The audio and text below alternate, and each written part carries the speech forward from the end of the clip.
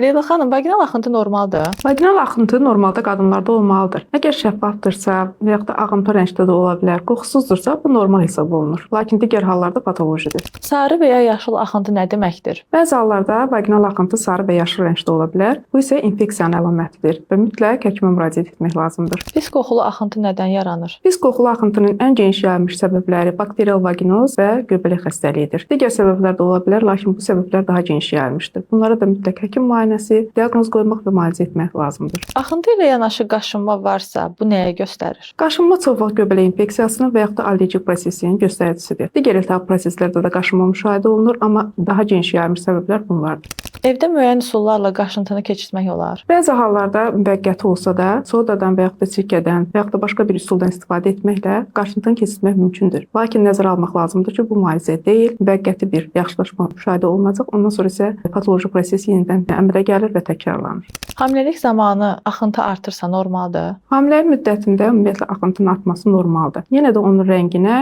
eyni zamanda da qoxusuna fikir vermək lazımdır. Əgər şəffafdırsa və qoxusu yoxdursa, bu normal hesab olunur. Axıntı üçün gündəlik bezlər təhlükəlidir. Gündəlik bezləri o qədər də məsləhət görmürük, çünki onların uzun müddətli istifadə olunması vaginanın qızıqlanmasına səbəb ola bilər.